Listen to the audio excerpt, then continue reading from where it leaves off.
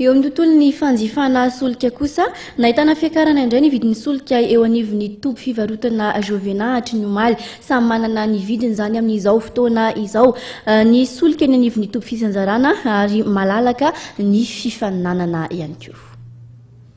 Folo sy telonjato sy 3,000 ariary izao ny vidin'ny lasantsy, 20 sy 700 sy 2,000 ariary ny gazoil ary 70 sy 2,000 ariary ny litatry ny pétrole eny anivon'ny tompy fivarotana Jovena hatry ny omaly, izany hoe niakatra eo amin'ny 20 ariary eo ny vidiny isaky ny litatra.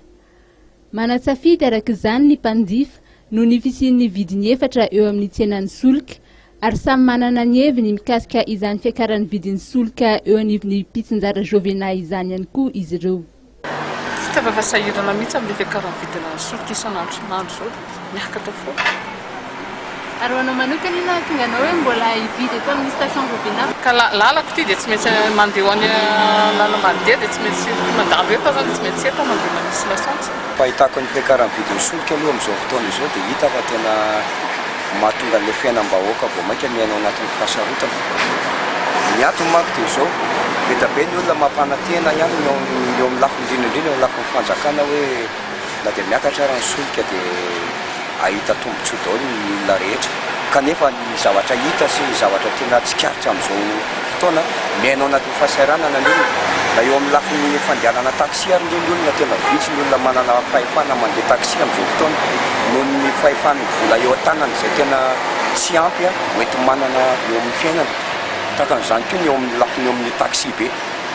Marina fa tena tsy mahametsiny ireo tena taxi be izay tena milaza hoe tokony akarina ny frean'izy ireo satria ry zareo ireo koa mba manana ny adidy sy andraikitra ao amin'ny ankonany tsirairay indrindra fa eo amin'ny lafiny fanamboarana an'ireo tômôbila. Fa ny fanjakana nefa mahagaga tsy mba mijery an'izay zavatra izay fa ny ho an'ny vahoaka sy ho amin'ireo olona mpitatitra ireo zany zavatra tena ohatran'ny tanjon'ny fanjakana ve hoe ampiady an'ireo vahoaka izay hoentin'ireo amin'ireo olona mpitatitra ireo. Fa tokony mba manentana ho an'ny fanjakana zany izay mba mijery akaiky ho an'ny mpitatitra iray manontolo fa tena mijaly ny olona mpitatitra.